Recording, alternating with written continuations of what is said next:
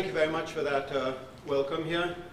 This is one of the few remaining countries on earth which I can get into apart from England, and even there I'm needing to have duds. And every time that I'm banned afresh from yet another country, like when I arrived in Italy in June 1992, stepped off a plane from Moscow in Rome to lecture to university students at the invitation of a professor at the University of Rome, and I found the car surrounded by police cars with flashing blue lights on the top and carabinieri, Italian police officers calling out my name, Signor Irving, seizing my baggage as I stepped off the foot of the plane. I assumed that they were the airport baggage handlers to start with. But every time this happens, every time a fresh country stops me coming in, I regard that as a triumph, a personal triumph. Because that means there's one more country where our traditional enemy admits that they cannot answer what we have to say, that they have in the whole of Italy or the whole of Germany, the whole of Austria, the whole of South Africa now, the whole of Australia, the whole of New Zealand, that they have no academic, no mainline establishment historian who's capable of standing up to what we dissident or revisionist historians have to say. And so I regard this as an unbroken stream of victories since I last stood before you in 1992.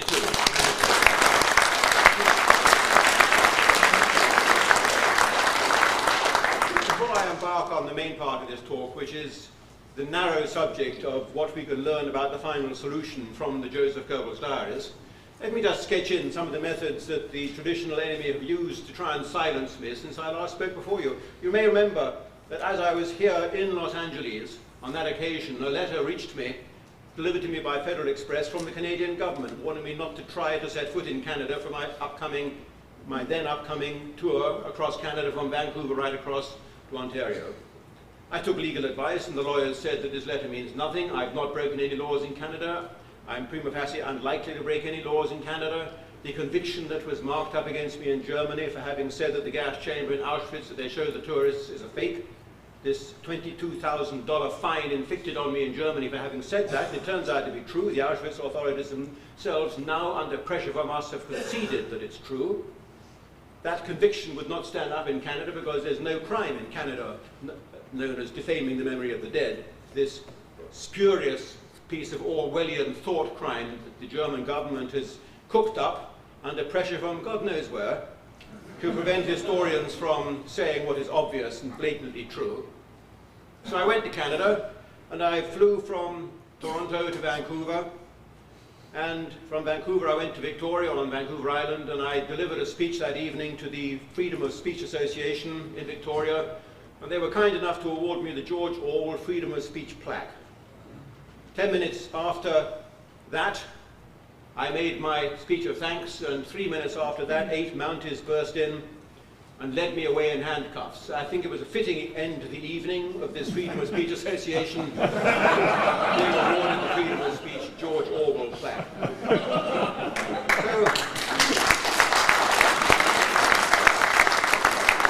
I spent that evening in a prison cell in jail in Victoria, and then in the next 2 days they shifted me around between 5 different prisons, so that brave campaigner for justice in Canada, Douglas Christie, my lawyer, couldn't find me. And I ended up in a 2-week legal battle from one end of Canada to the other, which, to the immense rage of our traditional enemy, gripped the television viewers, dominated the news bulletins in Canada night after night for those 2 weeks, until finally a judge, he wasn't a judge actually, he was a jumped-up immigration officer masquerading as a judge in an immigration hearing, ordered my removal, my deportation from Canada on November the 13th, 1992, and within 2 or 3 minutes of that I was on the floor of a prison van in handcuffs, once again being shipped out of Niagara Falls, the hearing centre, to Toronto Airport, where I was dumped on a plane back to London, with orders never to return to Canada again. And that wasn't the end of the story, because having been deported from Canada, it turns out, the Australian government could then say, oh, you've been deported from a country, so we're not going to let you in here. New Zealand could say, Australia's not letting you in, so we're not going to let you in either. South Africa could say, we understand that Canada, Australia, and New Zealand, and so on. So it has this cumulative effect. And the traditional enemy believes that they've stitched me up worldwide. And if you wonder why I'm smiling, it's because we now have a major lawsuit beginning in Canada against the Canadian government since July the 29th, in which we've finally realized the legal actions which I started at the moment that immigration officer in Canada, the judge, the adjudicator, ordered me deported.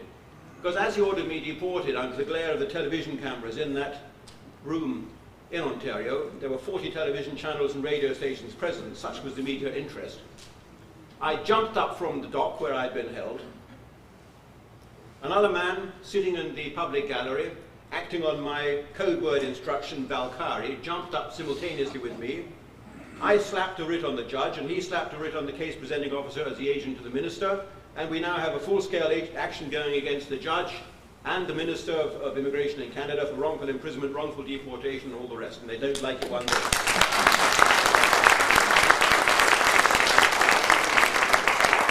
The same thing happened in Australia. The Australian government announced, as soon as I announced that I was going to go and tour Australia, a few weeks later, I made one mistake, I admit. I approached 10 Australian universities and said, I'm coming to Australia in the first months of 1993, and I will be very happy to speak to your students or to debate any of your professors of history who may wish to.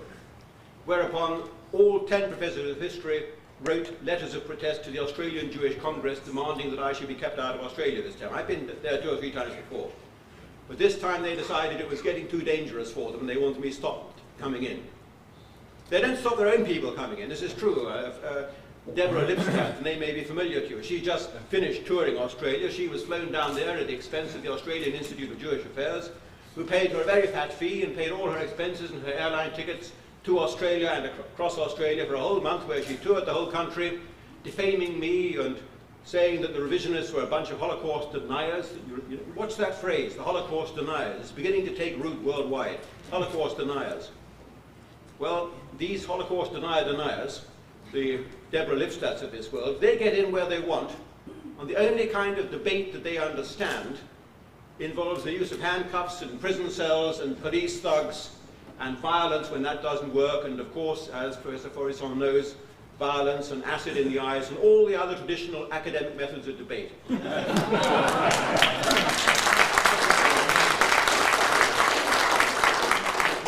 But we use the methods of justice, and I took action against the Australian government when they banned my entry in the federal court in Australia, who in the first instance turned me down, so we appealed to the higher court, which is costing a lot of money. That cost $100,000.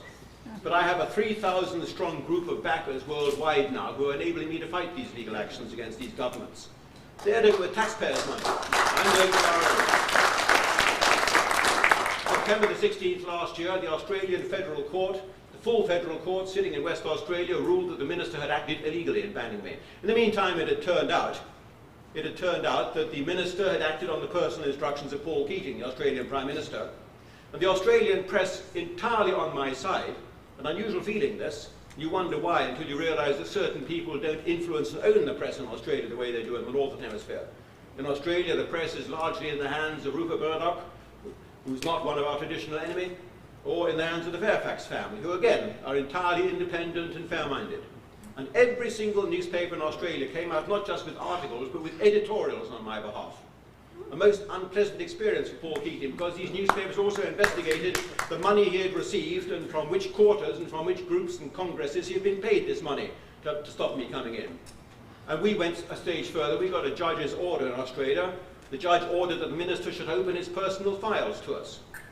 I'm not allowed to reveal these contents of these files because part of the undertaking was that if these secret Australian government files were revealed to us, myself and my lawyers, we wouldn't disclose their contents. But suffice to say, they contain the kind of documents that are of the utmost embarrassment to our traditional enemy.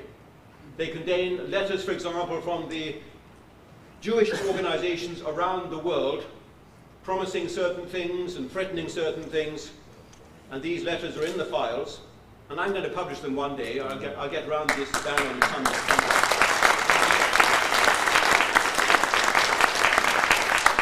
In Canada, because in Canada we've used the Access to Information Act, which is very similar to your Freedom of Information Act in this country, to get access to the Canadian government's files. And lo and behold, there are letters there from the British Board of Deputies of Jews to the Canadian government, but not only that, for some reason, there's copies of letters from the British Board of Deputies of Jews to the German ambassador in London demanding that I should be put in prison. And to the Austrian ambassador demanding that next time I went into Austria I should be arrested. And these are people who say they are not an international organization, and that they don't try putting pressure on other governments, but here are the actual letters showing them doing it. And I have these letters and I'm going to publish them in facsimile because in Canada and in the other countries I haven't signed any undertaking not to reveal these documents. So we're going to be publishing those documents. September the 16th last year, as I said, the Australian courts ordered the minister to think again, this time within the law. So what did the Australian minister do? He came under massive pressure. The Australian Jewish community said, we lost the first round with David Irving, we lost the press war against David Irving. Next time we're going to act silently and decisively, and we're not going to triumph the way we did the last time. We're going to do it quietly. So the next thing that happened was the Australian government changed the law. They changed the law to make it possible to ban people on such subjective grounds as not having sufficient finesse to go to Australia. We all know what a refined people the Australians are. They only want to, no, please, I mean, they only want to have people of a certain class and category, a certain je ne sais quoi. And so they changed the law to make that possible, to rule out people who don't have this je ne sais quoi.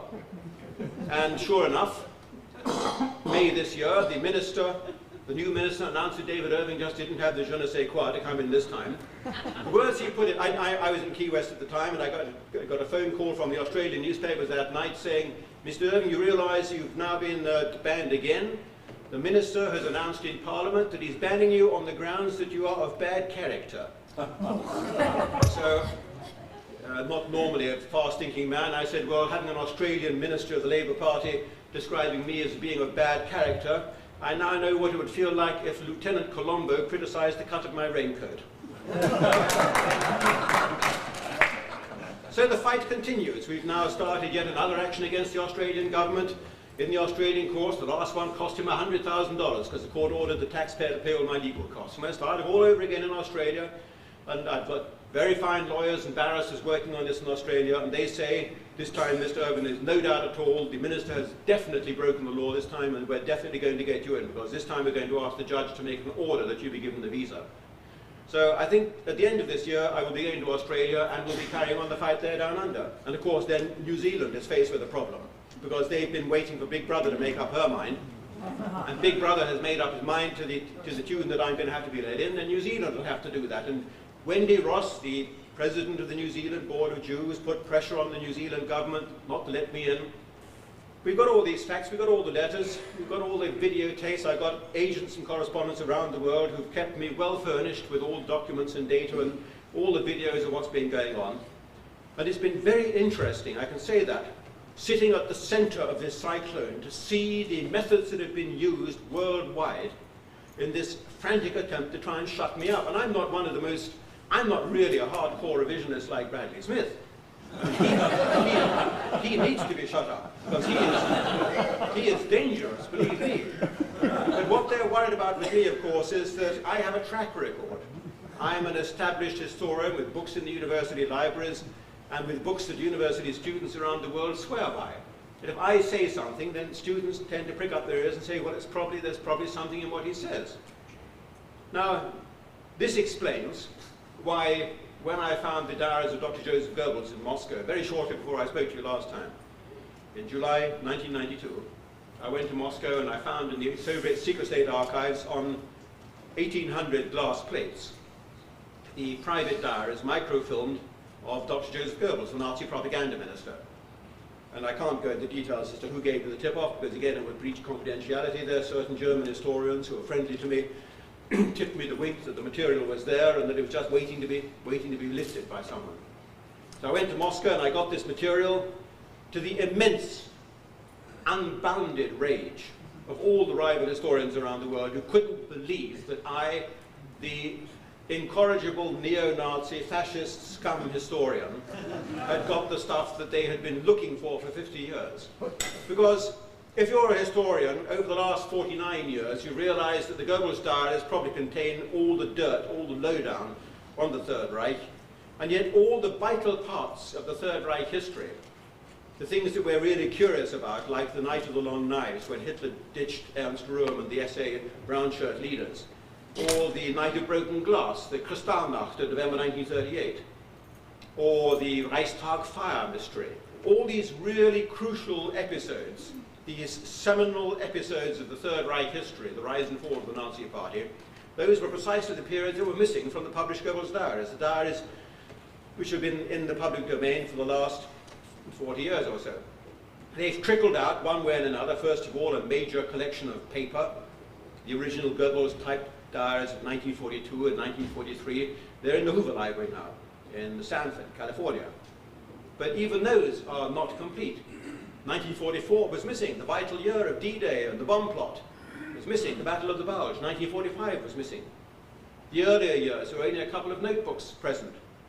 And then the Institute of History in Munich managed to get hold, by various negotiations with the East German communist authorities, of more years.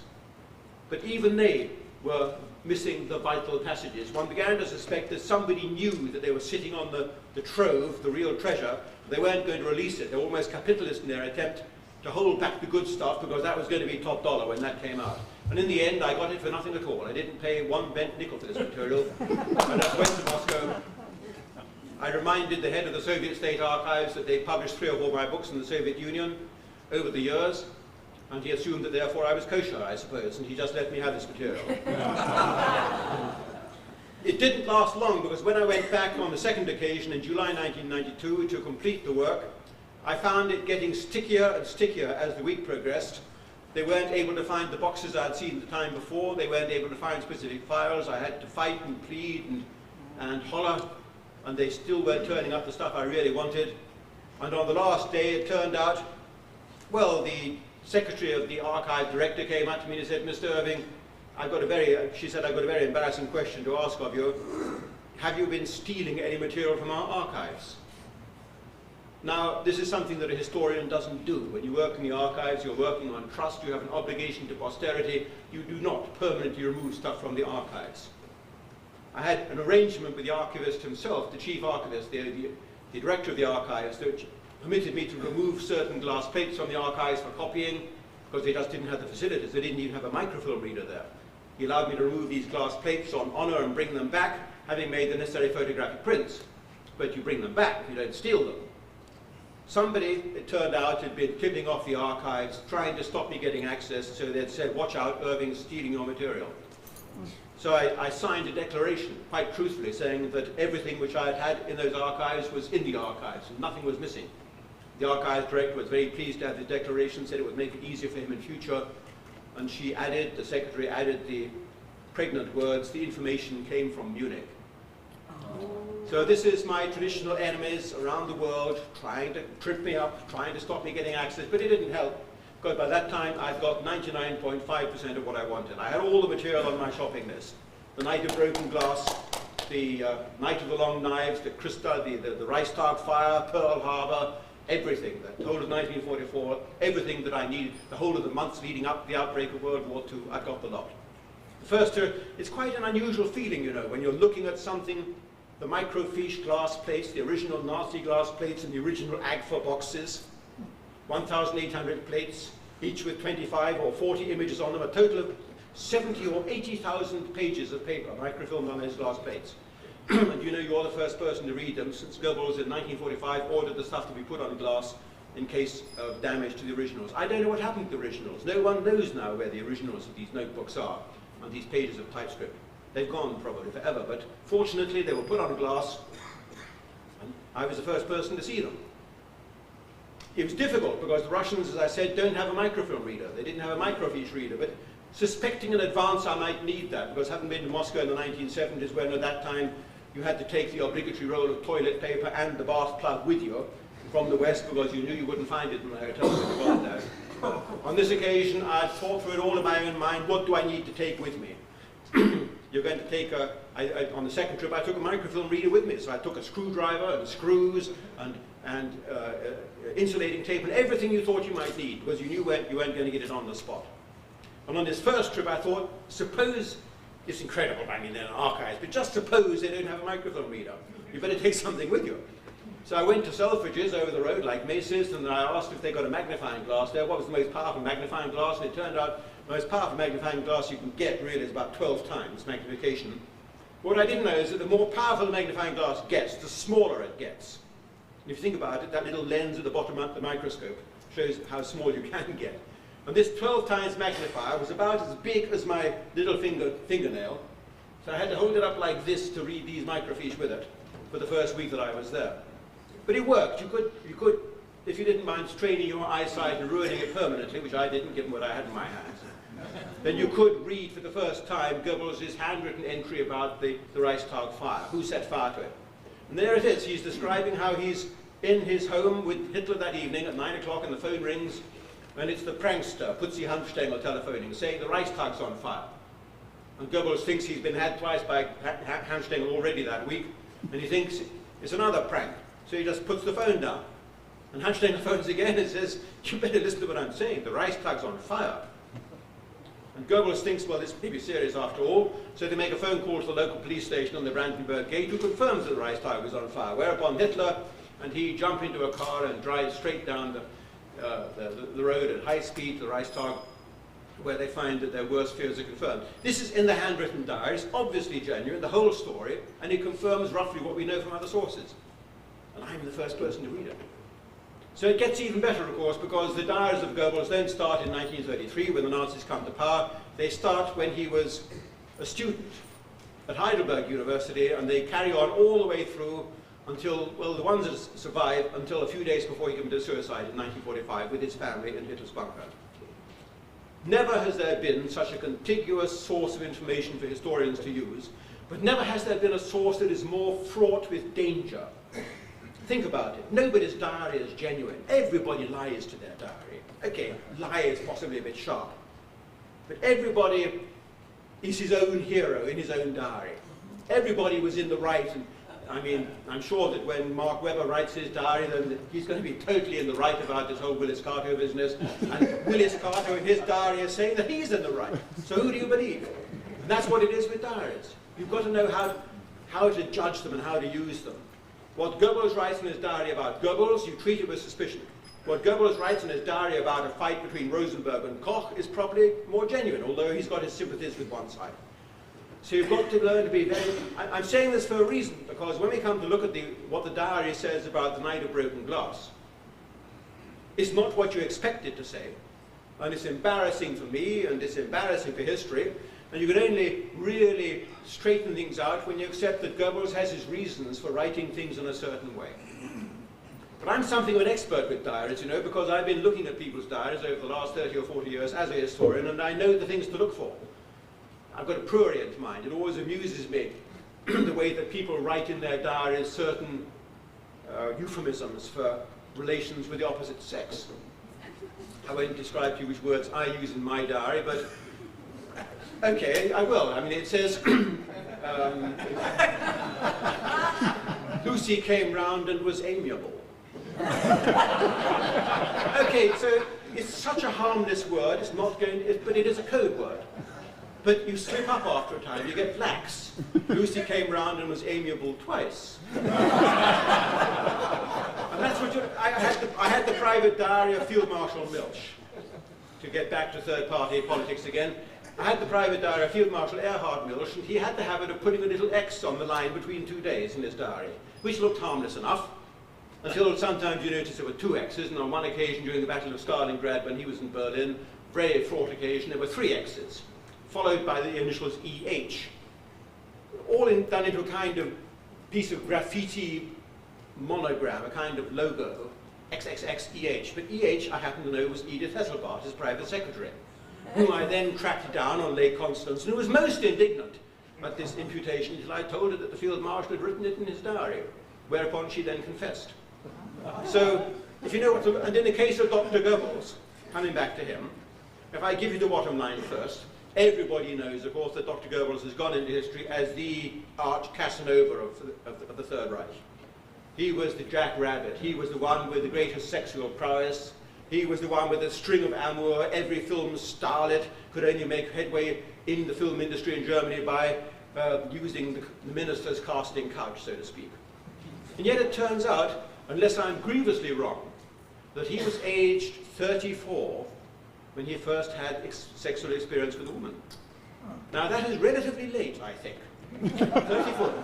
And the reason we know this is because all right, we have his diary, and if you read his diary, you could be misled, because very early on in his diary, he's talking about how Ilse came round, and she was all his. She was all over me, this kind of thing. These kind of not quite precise phrases, but you're willing to believe, given his reputation, that this can only mean one thing. Anke Stahlhelm, the great heroine of his life, comes to see him, and there's an episode on the meadow in Freiburg, the first kiss. It's only when you start reading through all the diaries and the letters that pass between Anke Stahlhelm and Goebbels over the next 10 years that you realize that that first kiss was in fact a kiss on the cheek. And that's as far as he got with her, because I subsequently found Anke Stahlhelm's daughter. And of course it's a bit embarrassing when you have to ask the daughter, well, how far did your mother go with the Nazi propaganda minister? And you're trying to think of ways of saying it, ways of asking the question, and it's going to be the last question that evening before you beat a retreat. And as I walked in through the door, she said, Mr. Irving, before we even begin this interview, I want you to know what my mother told me about Goebbels, that she never ever did it with him.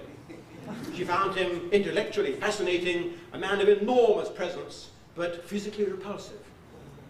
He was just over 100 pounds. One leg was 4 inches shorter than the other. He had a club foot. He was very, very short, only 5'4".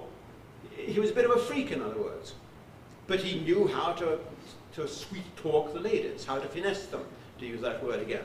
Dr. Goebbels. And he never got anywhere with Anke Stahlhelm. Although if you read his diaries, you would imagine that she is the great love of his life. Well, how do we know that it was 34 when it first happened? Well, the answer is that he started going out with the girlfriend. He had a predilection for going out with other men's girlfriends. Dangerous habit, you would think, if you're only 5'4".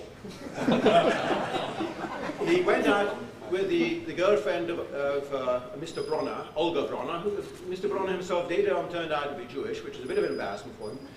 And he went out with this girlfriend, and she comes round, so to speak. She obviously something happened, because that night he writes in his diary all the words of euphoria followed in brackets with the figure 1, which might by itself mean nothing at all were it not for 2 or 3 days later Olga coming round again, and in brackets 2, 3.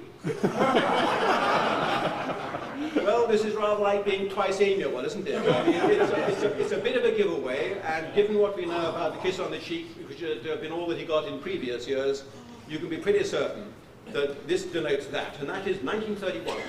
1931, and he was born in 1897, and she is only one step ahead, so to speak, of the famous Magda Quandt, who later became Magda Goebbels, the divorced, blonde, fabulously rich wife of a German industrialist who fell for him, and she comes round later on in February 1931, and after many, many weeks of working for him in the archives and so on, she comes round his apartment, and you get the same brackets treatment. It's 1, and then 2, and then 3, 4, and then 5. 5 episodes spread over 6 weeks. So there again, you've got a certain amount of statistical support for the belief that he wasn't as active as he would have made out in later years. In fact, if anything he was good at, it was propaganda. Propaganda, that's all it was. More flash than bang. So we're demolishing a bit of a legend in connection with Dr. Goebbels there, but amusing though the last 2 or 3 minutes have been for us, it teaches us a lesson to be very, very, very cautious when you're dealing with someone's diaries as a source of information. I've gone through the diaries with specific reference to the Jewish matter, the final solution, because it is important, because to cut to the bottom line, there's no question that whatever happened to the Jews in Germany during the Third Reich, whatever happened, whatever the tragedy was that befell them, Dr. Goebbels himself was the prime moving force behind it. He wasn't just the person who created the atmosphere of hatred.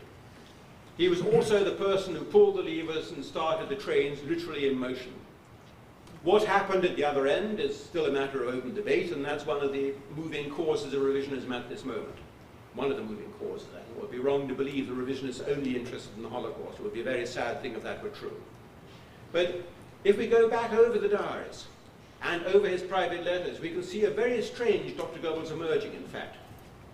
When he started out, he wasn't anti-Semitic. His very early diary pages back in 1923, contained no references to the Jews or anti-Semitism at all, in fact. We do know that his neighbor in Wright, where his parental house was, in the Rhineland, his neighbor was a Jewish lawyer, Dr. Joseph, with whom his parents maintained very close relations, and they often sent him round to spend the afternoon or the day with Dr. Joseph, the lawyer. And in fact, it's a very old and long-standing friendship between Dr. Joseph and the Goebbels parents. His father was a bookkeeper at the local textile factory. And I'm inclined to believe that the fact that the neighbor, Dr. Joseph, was such a close friend of Mr. and Mrs. Goebbels may have resulted in Goebbels, in fact, having the name Joseph as his second name, Paul Joseph Goebbels. I think it's possibly not just his Catholic upbringing and the fact that his godfather was called Joseph. I think the neighbor being called Dr. Joseph had something to do with it. On February 17th, 1919, he writes a very interesting letter to his new girlfriend, Anka Stahlhelm, the girl I mentioned. She was rich, wealthy, her father had died in Recklinghausen, and he had met her at Heidelberg University. And in those days, quite rightly, women did often go to university. The universities were relatively free of women, so men were able to get down to a lot of serious work. Things have regrettably changed now. She was one of the few women at Heidelberg University, and she was fabulously rich and had shoulder-length blonde hair, and she was typical carefree female student of wealthy and affluent means. And Goebbels could hardly believe his luck when of all the men in Heidelberg, she picked him. And it was undoubtedly a very close friendship between them, because all their letters survived in the archives.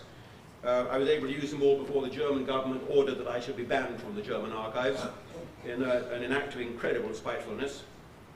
On February the 17th, 1919, Goebbels wrote a letter to Anka as follows: "As you know, I can't stand this exaggerated anti-Semitism.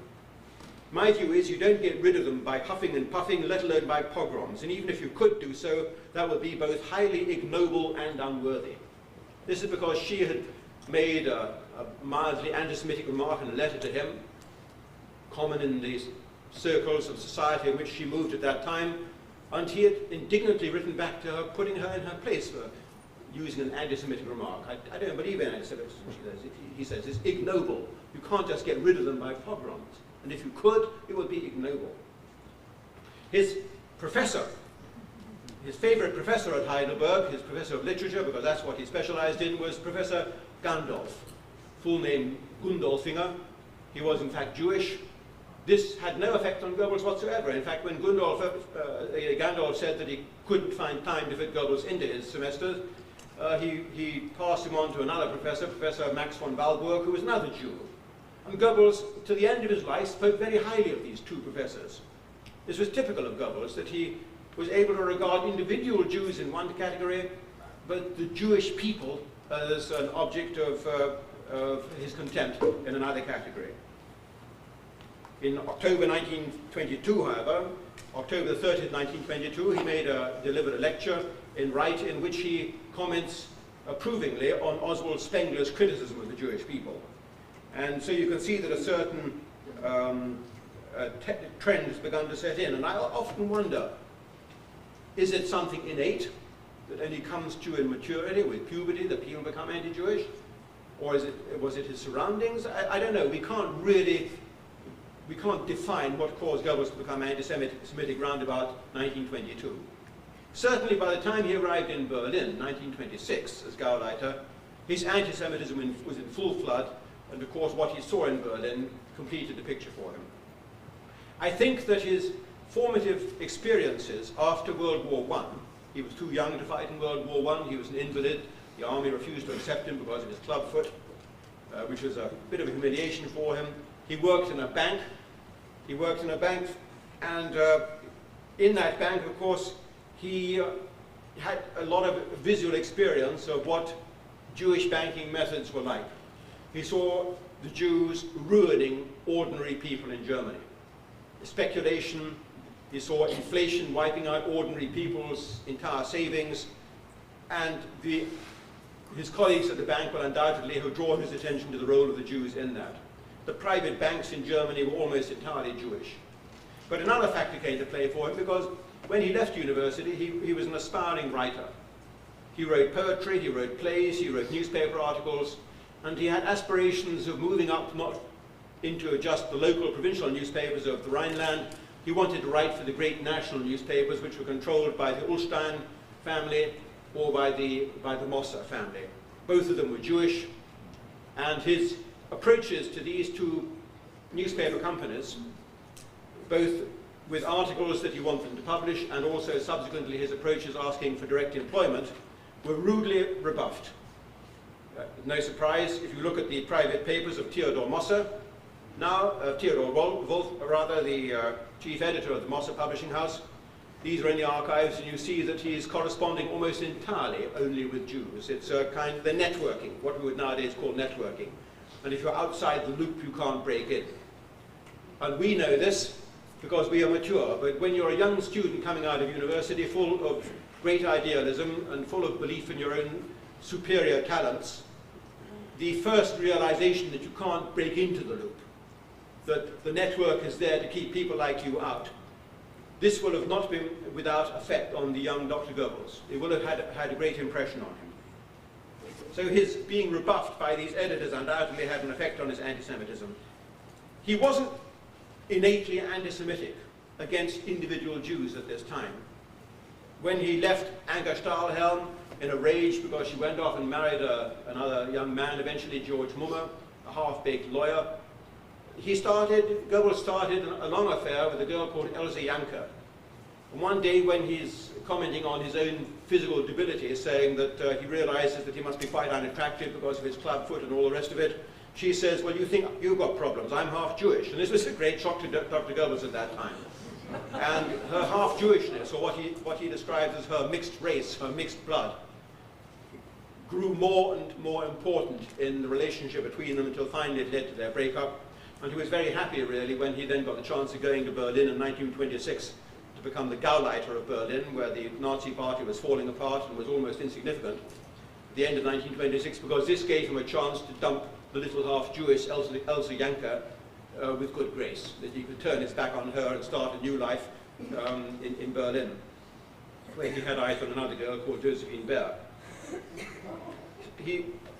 He at this time makes friends with Julius Streicher, the notorious publisher and editor of the newspaper Der Stürmer and the Gauleiter of Franconia, Nuremberg in other words. His views on Julius Streicher oscillate in his diaries. Sometimes he's full of praise for Streicher, rather the way that we admire a person who is a bit of a bullhead, a bit of a loose cannon, a wild elephant in a forest ploughing ahead, regardless of the damage that he does. And he regarded Streicher rather in that light. He liked him as a human being, he liked him for his courage, but then again he strongly deprecated Streicher's brand of anti-Semitism, which he thought was a needlessly vulgar brand of anti-Semitism. And this comes out again and again in the diaries. It's a dichotomy which is never satisfactorily resolved in the diaries, until I think one of the last items in the archives is a letter from Goebbels to Streicher in February 1945, congratulating him on his birthday and sending him a valuable oil painting. So he stayed in touch with Streicher even long after he fell out of favor with Hitler. It's an interesting point. When Goebbels then arrived in Berlin as Gauleiter in 1926, he was confronted with a city which held 1/3 of all Germany's Jews, 179,000 Jews. And he made use of this fact. The Berlin population was seething because of the presence of these Jews. Repeatedly over the coming years, Goebbels explained to foreign diplomats what the problem was. The problem was the usual one, that the Jewish population in Berlin had managed to corner all the best jobs for themselves. They had 25% of the doctors, 25% of the dentists, 25% of the lawyers, and so on and so on and so on. Disproportionately, they controlled all the lucrative professions in Berlin. And this, of course, rankled with the non-Jewish population in Berlin. And Goebbels, whether deliberately or by instinct, zeroed in on this as being the wound that he would work on in order to promote the Nazi cause. He was aided in this endeavor by the fact that his chief opponent in Berlin, the police chief in Berlin, actually the deputy police chief in Berlin, but he acted as though he was police chief, and even the police chief in Berlin, who was above this man, occasionally referred to this other man as being the real chief. His opponent in Berlin was Dr. Bernhard Weiss, and he was Jewish. Not only was he Jewish, but he looked grotesquely Jewish. His photographs did not need to be retouched by the Nazis. They were obscenely Semitic in feature, with the rounded ears, the hooked nose, the pince-nez spectacles.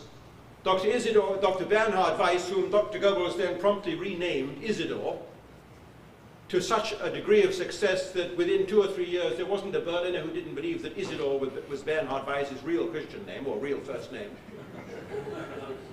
The fight between Bernhard Weiss and Dr. Goebbels is, I think, one of the most hilarious stories, one of the most improbable stories to come out of the Third Reich. 28 times Weiss had Goebbels sued for libel for calling him a Jew. 28 times the judges pointed out to Weiss that he was in fact Jewish, and therefore it was no libel. On one occasion, Dr. Goebbels' newspaper, Der Angriff, published a cartoon showing a donkey with all its legs splayed on an ice pond, with the donkey with the head of Dr. Weiss on it. And the caption was, Isidor auf dem Glatteis. Isidor on the ice pond. And the legs splayed, and it's really very funny cartoon, and Isidor Weiss immediately, you see I'm calling him Isidor now, immediately sued him for libel because of this cartoon. And the judge passed down a suitable fine and sentence on Dr. Goebbels and the publisher and on the editor, because the Germans haven't changed from that day to this as far as the First Amendment goes. They handed down a suitable fine and sentence on Dr. Goebbels, having published this cartoon of Dr. Weiss. And when Goebbels pointed out it was just a picture of a cartoon on an ice pond, the judge says, but it's quite obvious that this donkey has the face of Dr. Weiss. Whereupon the next headline in Der Angriff was, Judge confirms donkey has face of Dr. Weiss.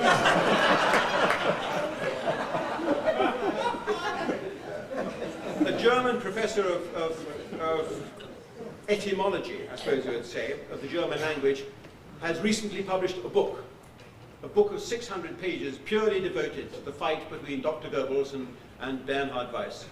And it's well worth obtaining, it's almost well worth translating, except that most of the problems between the two men are untranslatable.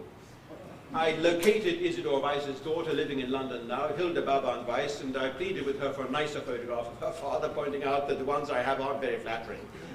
But I got the usual response from the world Jewish community.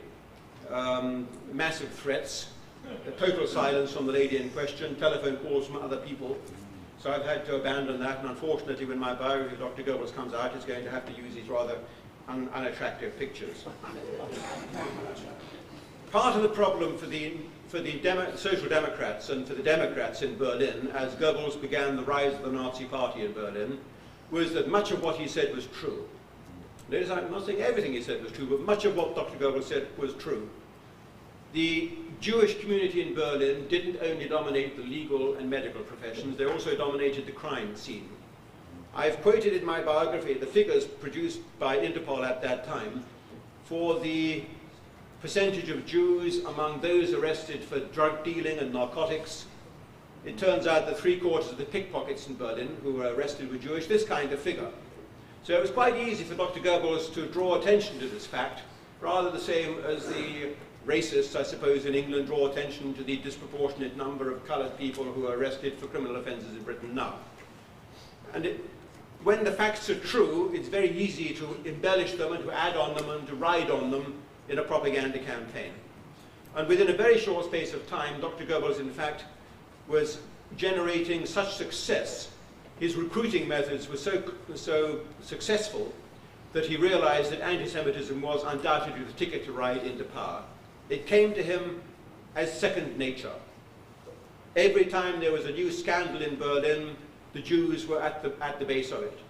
They were ripping off the banks, they were ripping off the taxpayers, they were ripping off the government, and again they seemed to be getting off scot-free. You know, in Syracuse University in New York State, I found the private papers of Heinrich Brüning, who was Hitler's predecessor as Chancellor.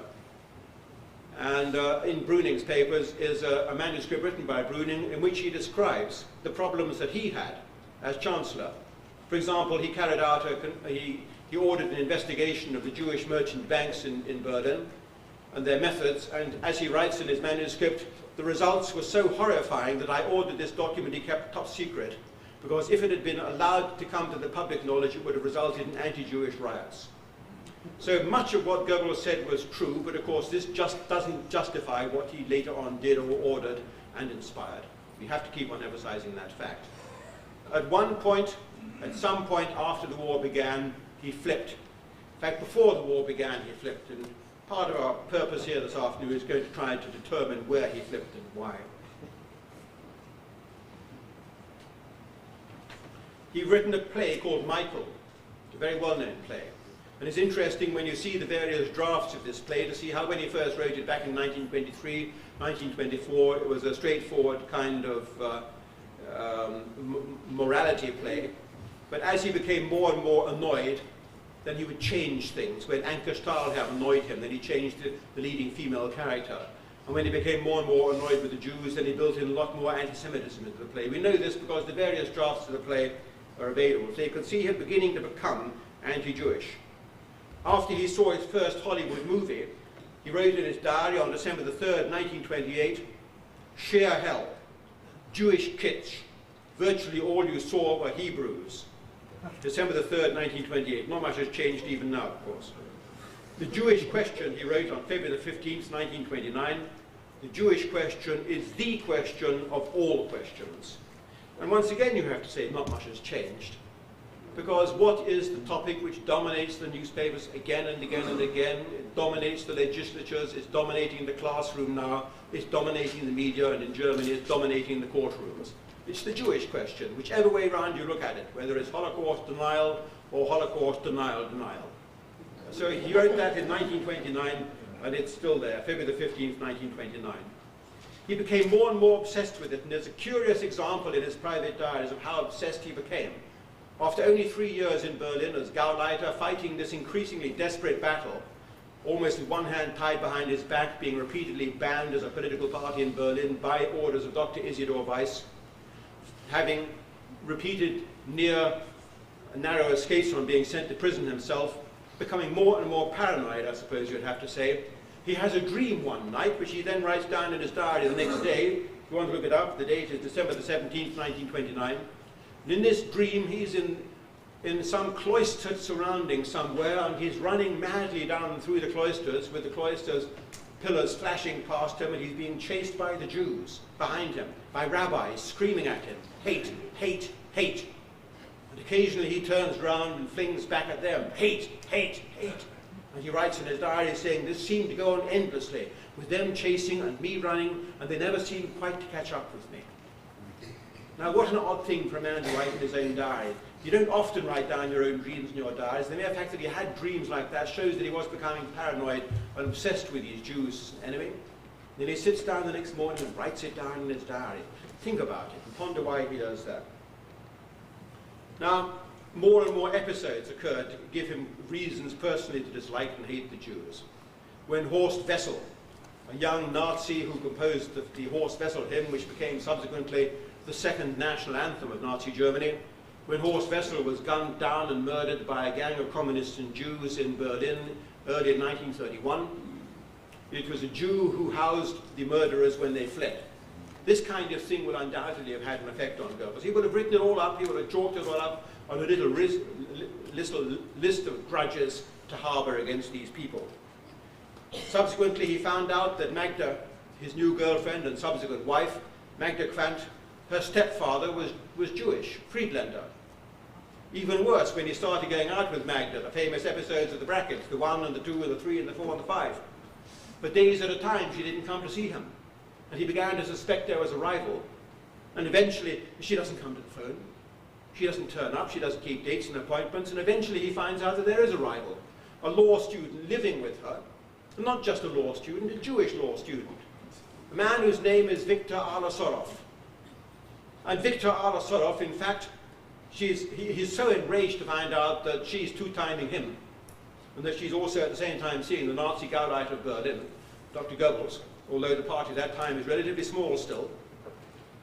He is so enraged at this that he pulls out a gun, a revolver, and in a jealous, dramatic scene, he fires this revolver at her, deliberately missing, so the bullet buries itself in the wall near her, and she then has him shipped off out of her life.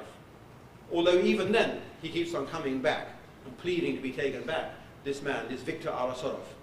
And Viktor Arasorov, who shortly thereafter emigrates to Palestine, is in fact Viktor Chaim Arasorov, who subsequently became one of the leading fanatical Zionist leaders and was assassinated 2 years later by the Jabotinsky rivals in the Zionist movement in Palestine.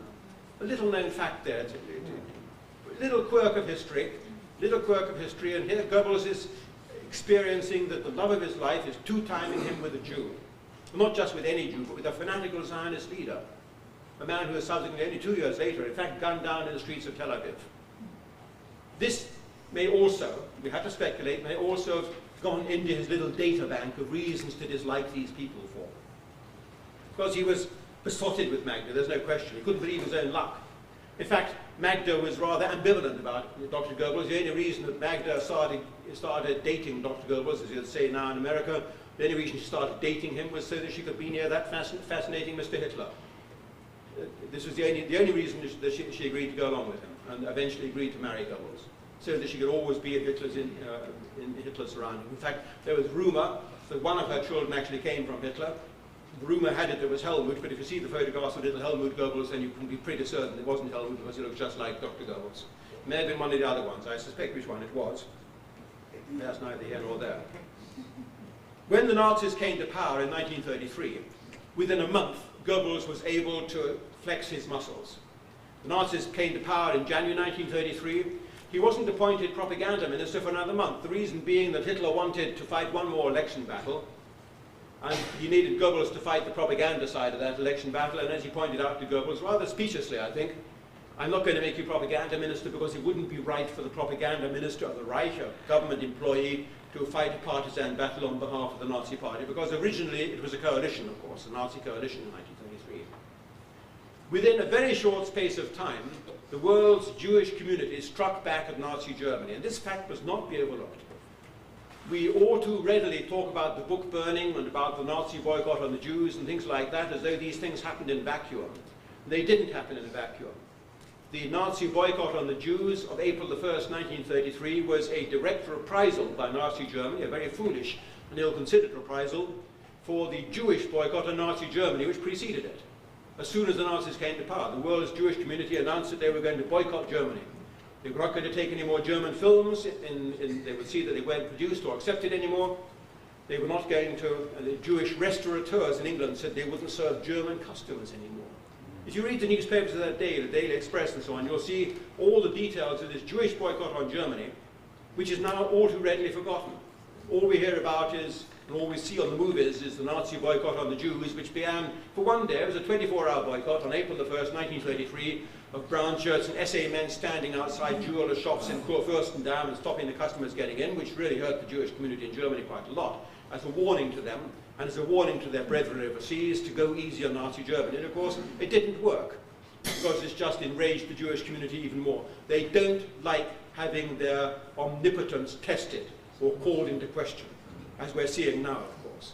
If there's one thing they don't like is having their omnipotence called into question. And the Nazis tried that in early 1933, and they were effectively wrapped on the knuckles, and they've been wrapped on the knuckles for that Nazi boycott on the Jews ever since.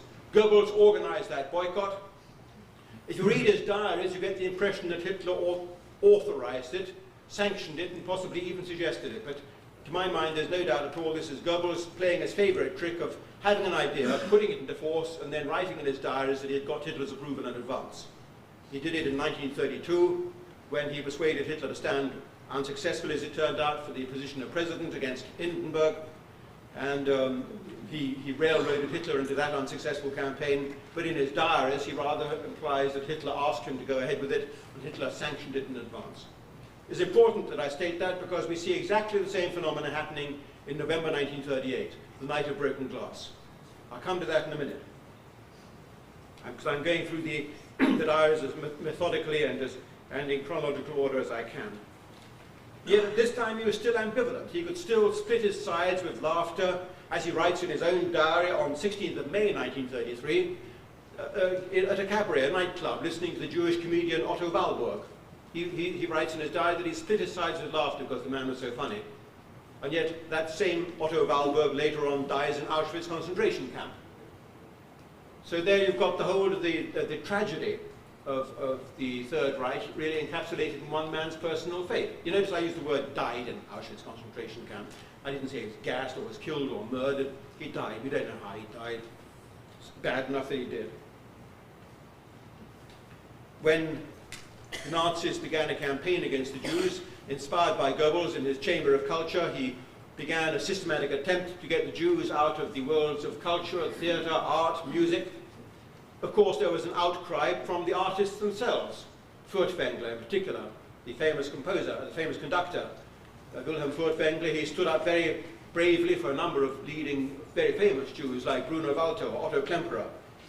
And Goebbels had to write a letter to Furtwängler, which was published in the New York Times in April 1933, in which Goebbels said, "Those of Jewish blood who have real ability should be free to exercise their art, but they must not rule." And that's what he took exception to, the fact that they tried to dominate and network, rather as they do now, of course. If you're a violinist or if you're a pianist, you better chuck it up, chuck the piano and the violin away, unless you are of a certain religion, because you don't have the same openings to you. It's as simple as that. They network. And this is what Goebbels was opposed to, and I've got to say there that I think he was probably right. This networking, this kind of, I was going to say Freemasonry, but that's the wrong word. It's a closed shop which is established by certain religions and certain branches is wrong. It's not for the general good of the community. And this is what Goebbels is saying here. He says we don't oppose to individual Jews being conductors or composers. We do oppose them taking over the whole shop. After the war broke out, he did what he'd already done in 1934. He visited a ghetto. He visited, in fact, the Warsaw ghetto in 1939 in October. In 1934, he visited the ghetto in Lodz. And on both occasions, he was deeply shocked. He wrote words of great, have I got them here somewhere? He wrote words of, he says they're stinking and filthy. This is the Warsaw ghetto in June 1934. Stinking and filthy, the Ostjuden, there they are. This is when he's writing a handwritten diary, so it's often quite pithy in his expressions. In 1934, the Jews began a campaign of assassination. They assassinated Wilhelm Gustloff, who was the leader of the Nazi party in Switzerland. In 1938, of course, they assassinated the German diplomat von Rath in Paris. And this was one more factor which Goebbels built into his own perception of the international Jewish community, namely that they would stop at nothing to get back at the Nazis. All his previous enemies, like Isidor Weiss, had emigrated. They'd got out in time because they knew that nothing expected them, and that they needn't expect the short-thrifted Nazi Germany, so they left. But Isidor Weiss and the rest of the enemies, they'd gone first of all to Prague in Czechoslovakia, and then some of them gone to Paris and others to London, and they were redoubling their efforts against Nazi Germany from emigration. And all this was then factored in by Goebbels into his perception of the international Jewish community. On the 11th of April 1938, the diary shows him having a very interesting conversation with Adolf Hitler, in which Hitler reveals to him the first time that what his ultimate ambition is, his final solution to the Jewish problem is to deport and transport all the world's Jews, particularly those in Germany and in Europe, to some faraway country, possibly Madagascar. Hitler actually mentions Madagascar on that day, the 11th of April 1938. It's very interesting because this is what I've always said, certain that Hitler always swore by the Madagascar solution. Even after Madagascar had been occupied by the British in May 1942, in July 1942, we still see Hitler at his lunch table saying that Madagascar is the ideal solution. Here he is in the Goebbels diaries promoting that idea on the 11th of April. In June 1938, however, Goebbels has begun programs of his own. In June 1938, which is 6 months before the Night of Broken Glass, Goebbels and the police president of Berlin, the police chief of Berlin, Count von Helldorf, a Nazi, decide between them to start a program of systematic harassment of the Jews in Berlin. Because even though the Nazis have come to power now, the number of Jews in Berlin is still increasing. And this just doesn't please Goebbels at all. Berlin is his city. He's conquered Berlin. He's the victor of Berlin, and yet the Jews are taking over his Berlin. And the only way to stop that happening, to reverse the trend, as he tells the police chief, is to start hounding and harass them.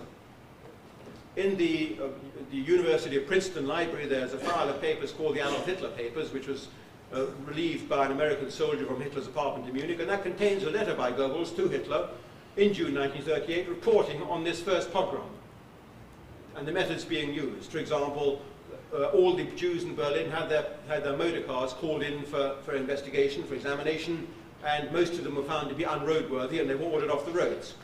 The Jews in Berlin had their telephones cut off. The Jews in Berlin had they were subjected to all sorts of petty harassment like that, with the police doing it to them. Of course, it's very similar to what is happening to the revisionists in Germany now. The Germans just haven't really learned from start to finish. They haven't learned, they don't know the difference. We non-Germans can look in on Germany and say, how can a civilized people behave like this?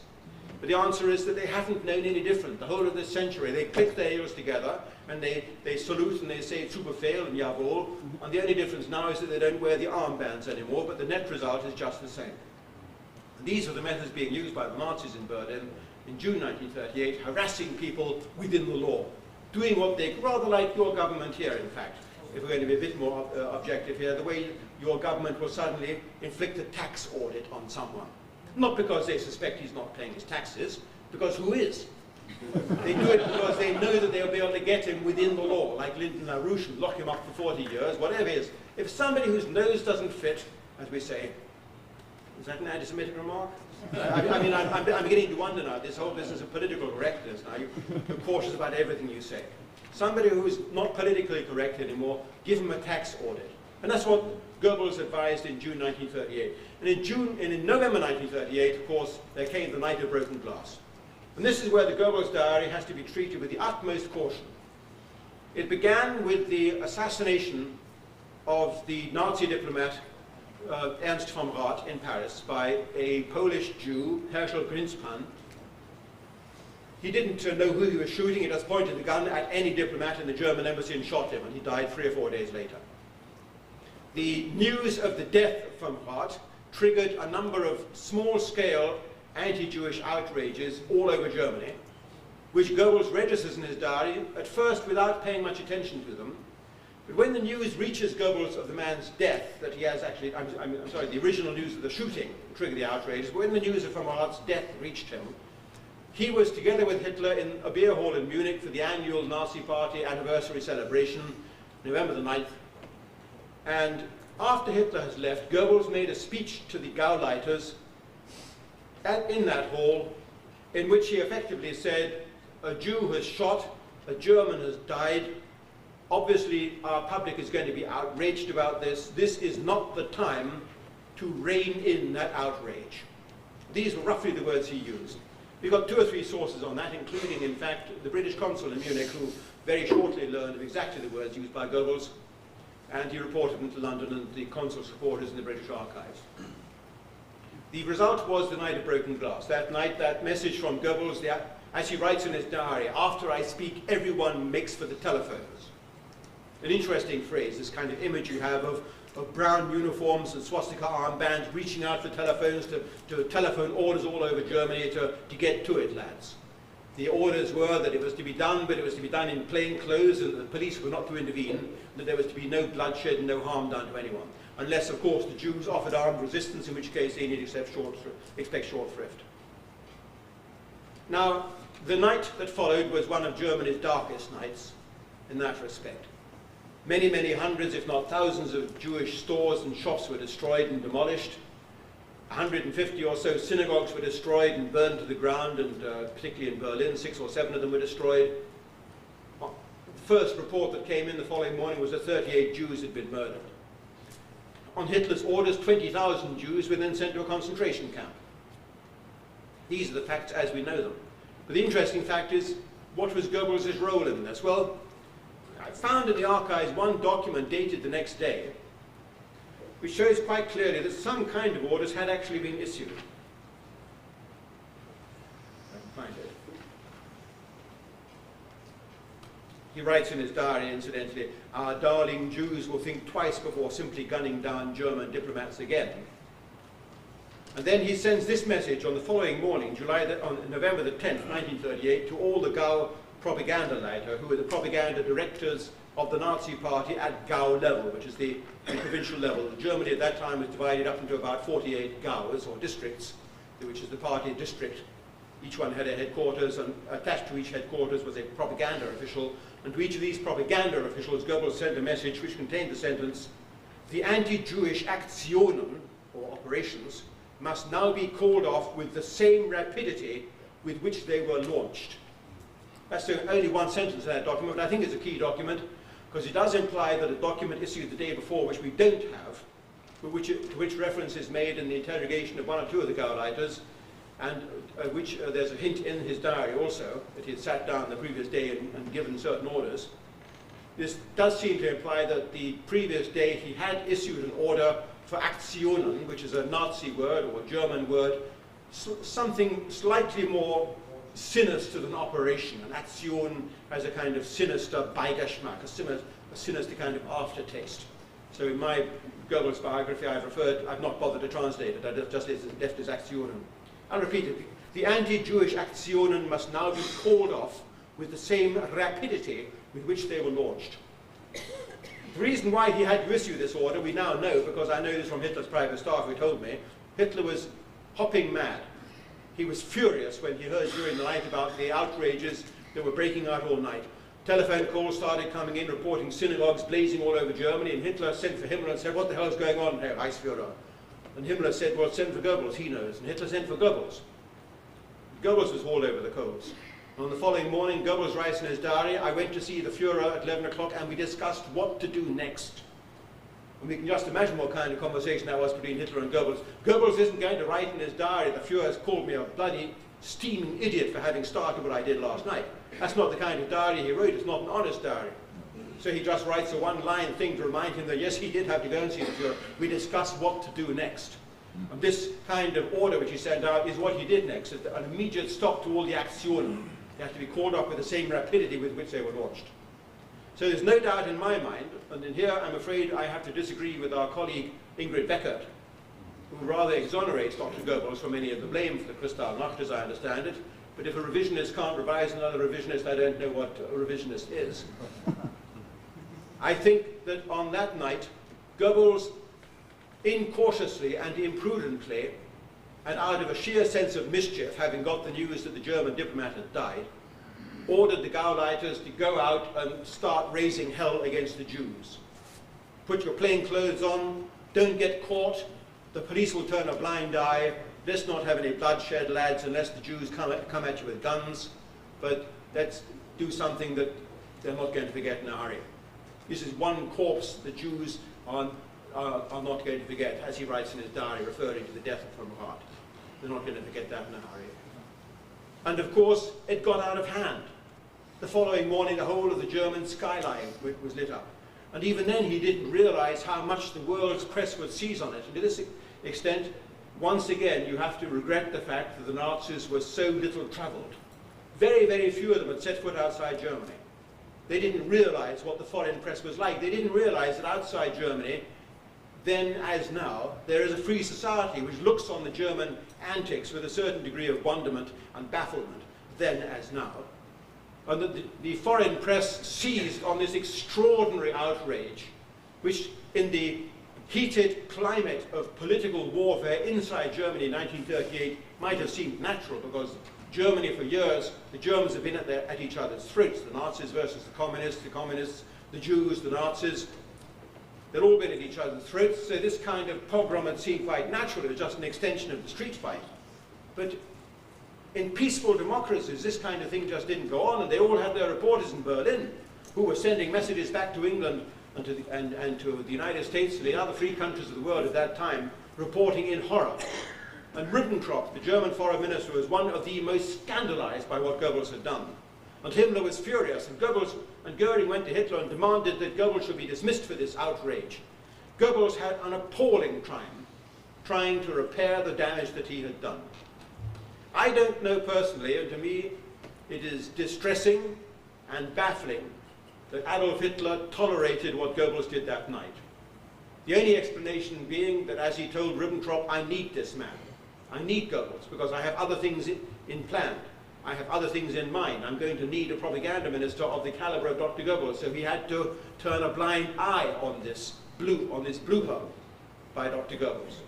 This could be the only explanation, but of course it doesn't speak very highly of Adolf Hitler either, this kind of explanation. Years later, in July 1944, when he's pleading with Hitler to appoint him, to put him in charge of total war, one of his most crucial sentences, Goebbels writes to Hitler saying, I know I've caused you a lot of grief, particularly in 1938 and 1939. I know that I've personally caused you a lot of grief. He's pleading that he's now a reformed man. And he gets his way, because Hitler then does appoint him as a commissioner of a total war. But it's a very important sentence. Obviously, between Hitler and Goebbels at that time, there was colossal personal strain, and it wasn't just the affair with Lida Barova, the famous Czech actress, who in fact is 80 years old tomorrow. She's alive in Salzburg even now. I went and interviewed her a few months ago. It wasn't just that famous affair between Goebbels and Lida Barova. It was undoubtedly the grief that Goebbels had caused Hitler by this Reichskristallnacht in November 1938. If we move on from there now, the war breaks out. The Jewish leader, Chaim Weizmann, makes the tactical mistake of declaring war on the German people in the name of the entire Jewish people of the world. I think that's a very crucial error which the Jewish community made, because it de facto, in the eyes of Professor Ernst Nolte and other historians, quasi-justified what the Nazis then did to the Jews. The Jews declare war on Germany, so Germany was entitled to declare war on the Jews. This is the way that these historians have seen that. After the defeat of Poland, Goebbels went back to Poland, and he again had a look at the ghettos, this time the ghetto of Lodz. I can't pronounce it properly. I'm sure if there's any Poles present here, they'll say it should be pronounced Łódź or something. And in the ghettos of Lodz, once again, he set eyes on the Jewish specimens, and the idea came to him to start making anti-Jewish films. The result was the three famous anti-Jewish films that the Nazis made. It's interesting, isn't it? The Nazis made in their entire 12 years only 3 anti-Jewish films: The Rothschilds, The Eternal Jew, and Yud Zeus. And yet how many anti-German films has Hollywood made in revenge? It doesn't bear counting. The Eternal Jew, to my mind, was the most insidious of these 3 films. It showed the Jews as they were. On Goebbels' orders, the Jews had been filmed at their most profane and at their most despicable in the ghettos of Poland. He wanted yards and yards of footage showing Jews as characters. He mingled this, of course, in that film with scenes of rats invading bags of wheat and grain. At the end of the film, in one of its versions, there were then appallingly stomach-churning scenes of ritual slaughter of cattle for the Jews. The shechita, the ritual slaughter, a very bloody procedure, and this was filmed in close-up and appended to the end of the film as, I think, a rather crude and vulgar tactic. So there were eventually 2 versions of that film issued in Germany, one being for adults and the other the cleaned-up version for those with, who hadn't got the strong stomachs to see this. But even the knowledge that there was a stronger version must have had a propaganda effect on people. And the 3rd film was Yud Zeus, which was a story from Württemberg, Middle Ages, a king with a Jewish financier, tax consultant who succeeded in robbing him on a Robert Maxwellian scale, and who ended up being hanged to the general plaudits of the crowd. 3 very, very famous films, of which the last 2 have gone down in propaganda-making history, filmmaking history. They were very much part of Goebbels' broad front approach attack on the Jews. The crucial episode for Goebbels, and this has been very little highlighted, the crucial episode in the final solution as far as Goebbels was concerned came in the summer of 1941, after Hitler invaded Russia. In the United States, a strange little book was published called Germany Must Perish, written by Theodor N. Kaufmann. Goebbels immediately said that the N stood for Nathan, but that's not true, it wasn't Nathan. Theodor Kaufmann's book, Germany Must Perish, was a nasty little propaganda diatribe against the German people, written by an American. At that time, the United States was not at war against Germany, but in this propaganda diatribe, Kaufmann recommended the castration of the entire German people. in order that Germany would literally perish within one generation.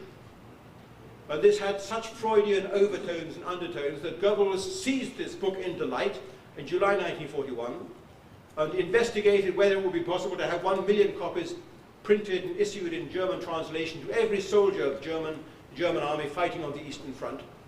He abandoned that project because his lawyers pointed out it would be a violation of American copyrights.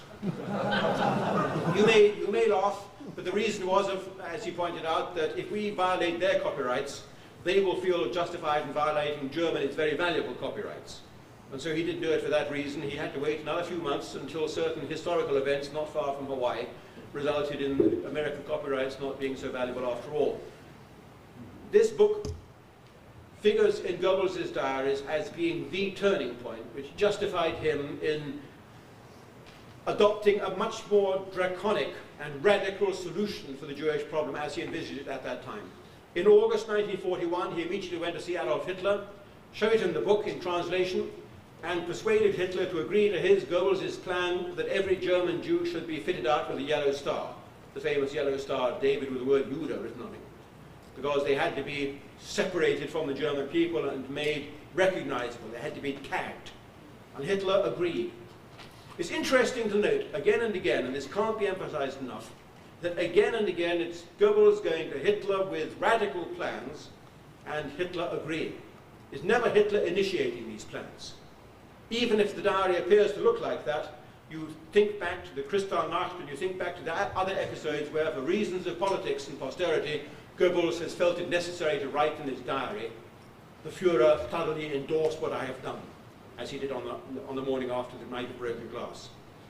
So it's no good people coming to me now, as they frequently do, saying, Mr. Irving, look at Goebbels' diary. Here, Goebbels is talking with Hitler, and Hitler is approving what's going on with the Jews.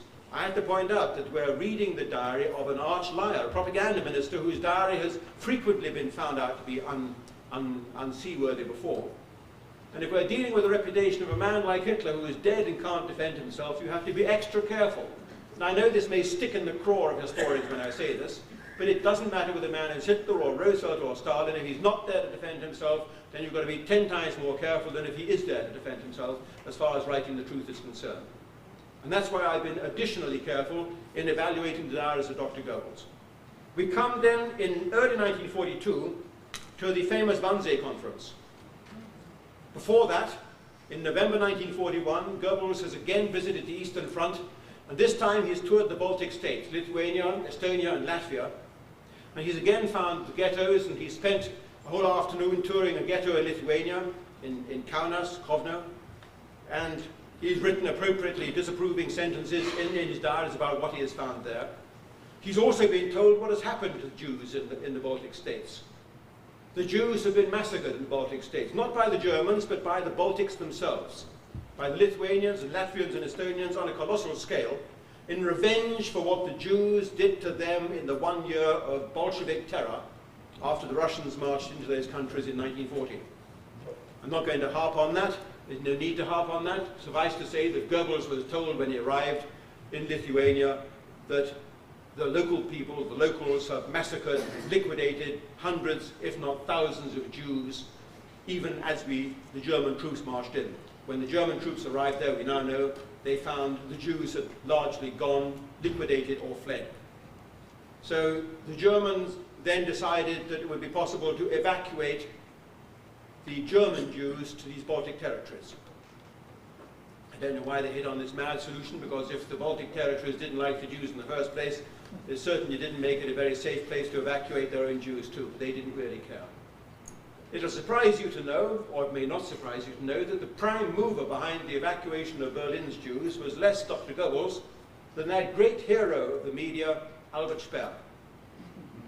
If you read Albert Speer's genuine diary, not the diary that he gave to the German Federal Archives, but his genuine diary, which he sanitized before turning over a sanitized copy to the German Archives, you'll find that the diary from early 1941 makes repeated references to a department of the Albert Speer ministry. Albert Speer at that time was the Generalbauinspektor für die Reichshauptstadt Berlin, which means the chief of construction or the chief of buildings for the capital of Berlin. And he had a department in his ministry at that time, die Hauptabteilung Umsiedlung, the main department for rehousing or resettlement. You see, Speer had taken upon himself the task. Speer was a close friend of Goebbels, which is why it becomes germane to this talk. Speer had taken upon himself the task of rebuilding Berlin. A fine task, a suitable task for an ambitious young architect with great vision and, it has to be said, also great ability. But in order to rebuild Berlin, he had to clear the slums. And in order to clear the slums, he had to rehouse the slum dwellers somewhere else. And that's why he wanted the Jewish homes of West Berlin. So he persuaded Goebbels to start a campaign to drive the Jews out of Berlin, to empty the apartments.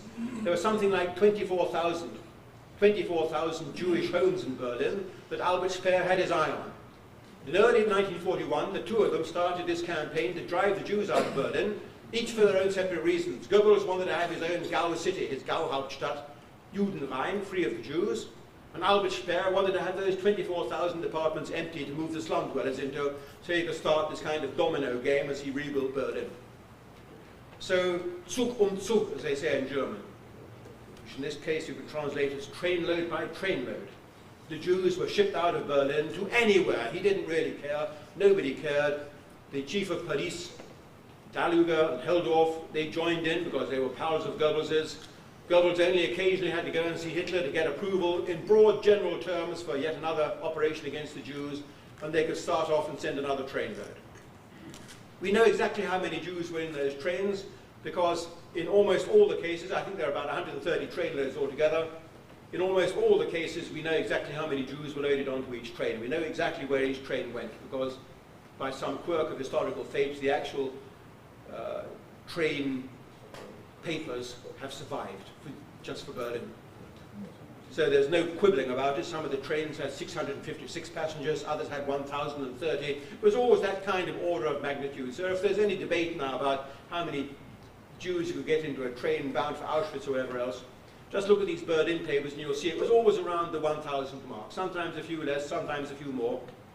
150 of these trainloads went, and in the late months of 1941, beginning in mid-October 1941, with the first trainload, I think about October the 15th, 1941, the trainloads of Jews began leaving Berlin to the plaudits of both Albert Speer and Dr. Joseph Goebbels, each for their separate reasons.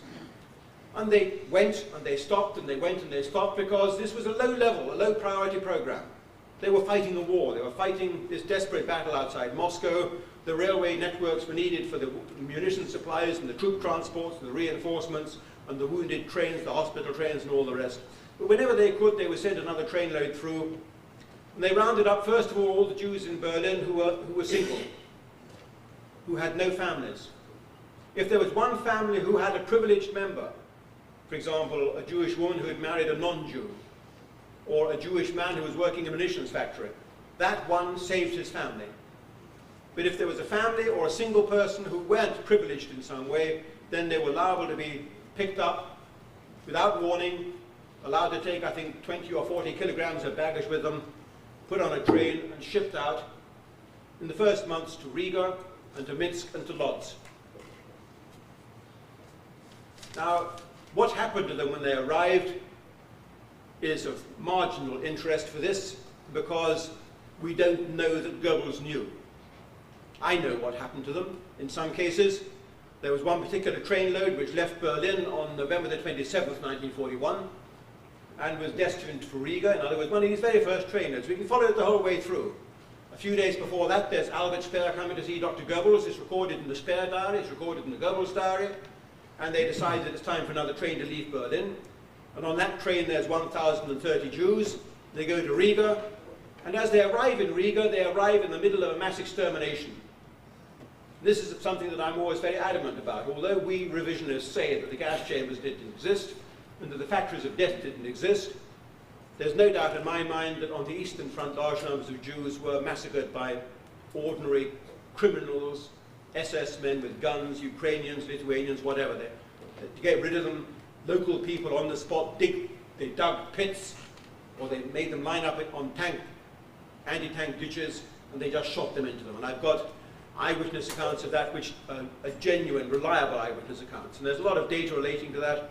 And this particular trainload of Berlin Jews, which left on November the 27th, arrived at a place called Skiatowa, 8 kilometers outside Riga, on the morning of November the 30th, 1941, in the middle of such a mass extermination. And they were just taken along with the local Riga Jews, and they were lined up along the pits as well, and they were shot into it. And whether this was German policy or not is highly open to debate, because on that very day, Heinrich Himmler went to see Hitler. And if you look in my book, Hitler's War, you'll see the actual facsimile of this telephone conversation, written in Himmler's own handwriting. Himmler goes to see Hitler in the Wolfschanze, Hitler's headquarters, and Himmler writes in his telephone notes, "Aus dem Zug," from the train. He makes a couple of phone calls. And then "Aus dem Bunker," from Hitler's bunker. He makes another phone call to Heydrich, the chief of the Gestapo. 1:30 p.m., November the 30th, 1941. Judentransport aus Berlin, Punkt, keine Liquidierung. Transport of Jews from Berlin, period, not to be liquidated. Very, I mean, until I found these telephone conversations, not one historian in the world had bothered to read them or quote them. They're written in old-fashioned handwriting, you see, and the German historians rather like to have the documents they use printed, preferably in the Nuremberg-bound volumes, and even better with illustrations. They don't like reading the old German handwriting. So quite clear that whatever Himmler discussed with Hitler, Himmler may have even said to Hitler, "Mein Führer, we've got a bit of a problem housing these Jews we're shipping out of Berlin, why don't we just bump them off?" And Hitler answers probably, "Kommt nicht in Frage," out of the question. So Himmler sends a frantic phone call to Heydrich saying they're not to be liquidated, but it's too late, they're all already dead, the whole trainload. We know that, we got the exact timetable of what happened that day. A few days later, Heydrich sends a message out to all the ministers and state secretaries, calling them to a conference on the Jewish solution, the solution of the Jewish problem. This is subsequently the famous Wannsee Conference. It took place on January the 20th, 1942, at a house in Berlin, and they were going to discuss at this conference how to deal with all the administrative problems of huge population movements, transportations of Jews from this part, that part. There's no reference anywhere in the record of that Wannsee Conference to killing Jews. There's not even a reference by implication to it. There are a lot of serious question marks about that document. We do know that Goebbels had nobody present at that meeting, because the copy that was sent to the invitation that was sent to the propaganda minister was addressed to Leopold Gutterer, who was Goebbels' number 2 man, his state secretary in the Ministry of Propaganda. Gutterer, still alive now, aged 92, in Germany. I went to interview him 2 or 3 times before I was banned from Germany. He told me he never got the invitation. It was probably intercepted by somebody, Naumann, Werner Naumann, who was his rival on Goebbels' staff, and he never actually reached him. So Goebbels never heard about it. But if you read the Goebbels diary of about March the 4th, 1942, you find the record of the Wannsee Conference being sent to Goebbels. Nobody's actually spotted this yet. You'll see that the record that he's referring to on that day is actually a summary of the Wannsee Conference protocol. And Goebbels is drawing all the appropriate conclusions. We're running out of time, but it's less important, that particular entry in the diary, than another entry a few days later. In the diary on March the 27th, 1942, Goebbels writes a long passage about another SS document that has been submitted to him, rather like the Wannsee Conference, and this appears to be much uglier in its content.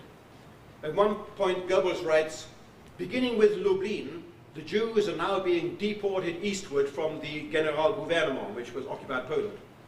The procedure is pretty barbaric and one that beggars description, and there's not much left of the Jews. Broadly speaking, one can probably say that 60% of them will have to be liquidated, while only 40% can be put to work." It's a direct quotation. It's almost worth quoting to you again, but I think it's sunk in. It's easy to link that passage in Goebbels' diary of March the 27th, 1942, with everything we've seen on the movies and television since then. Schindler's List. He's describing Schindler's List here. Or is he? I don't know. All he's actually saying is that the Jews are having a pretty rigorous time, they're being deported, and that it's happening in a systematic way, and that not many of them are going to survive it.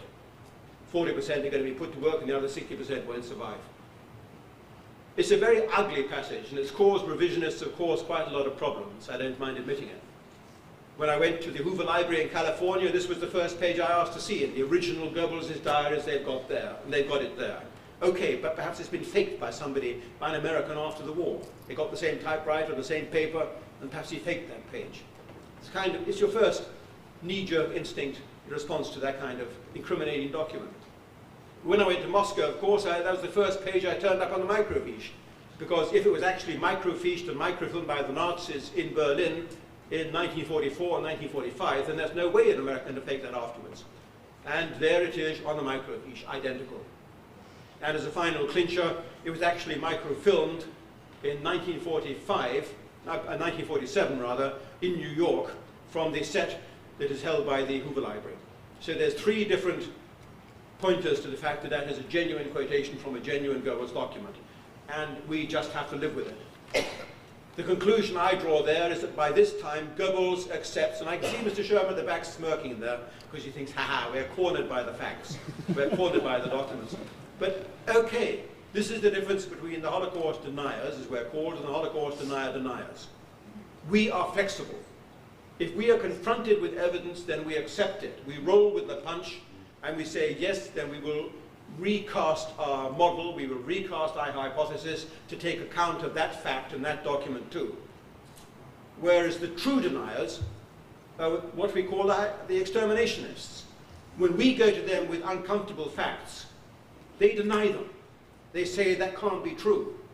When we go to them with the facts about the cyanide stains on the walls, they deny it. They turn the other way, they refuse to debate it. And we are not like that. We are the liberals. We are the flexible historians in this case. And I say that fitting all the evidence into the Goebbels mold that we now have, finally, we come to the conclusion that between them, Albert Speer and Dr. Goebbels started a ruthless program of driving and deporting the Jews from Berlin in 1941 for their own narrow purposes, Goebbels for political purposes and out of sheer visceral hatred of the Jews which he had generated by then. Albert Speer for the more mundane reasons of real estate. And they didn't really care what happened to the Jews, and that, of course, putting it in its context of a brutal war being fought on the Eastern Front in which neither side was giving the other any quarter, and we British had by that time, March 1942, we had just begun bombing German towns on a ruthless scale. The area bombardment of Lübeck was only a couple of days before this diary entry. That the attitude of somebody like Dr. Goebbels is, so what? If they are being machine gunned into pits, so what? They've had it coming to them. They declared war on us, and this is no time for sympathy and sentiment. And this is the way that he would have looked at it. He will have had, it will have been on the threshold of his awareness that something ugly was happening at the other end of that train line, but he didn't want to inquire.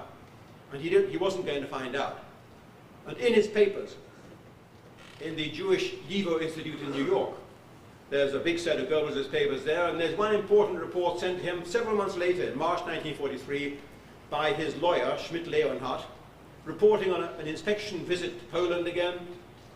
And in one sentence, Leonhardt writes, of course, there are certain things which deeply worry the Polish population, certain episodes which have happened here, which I feel we can only report to you in person.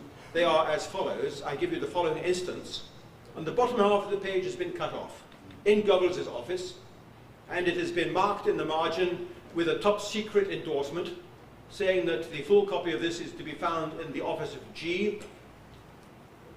And this is something that you have to look for, this top secret endorsement, the Geheime Reichssache.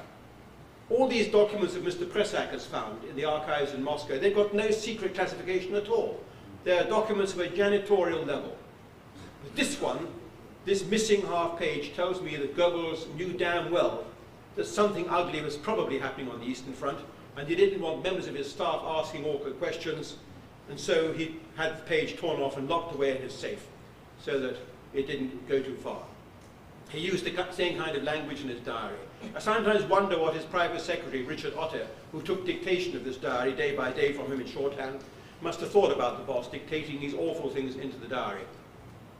So that's the facts about Dr. Goebbels and the final solution. If we're looking for a culprit, to my mind, if we're looking for the criminal behind the final solution, whatever it was, if we're looking for the criminal behind the Holocaust, whatever it was, let's use their word, their trademark. If we're looking for the man who started it in motion, then it was undoubtedly Dr. Goebbels first and foremost, not Julius Streicher, not Adolf Hitler, not any of the other Nazis. He was the moving force, he was the brain behind it in every sense of the word. We still don't know exactly what he knew about what happened at the other end, but then this isn't surprising. because we don't know ourselves either. Thank you very much.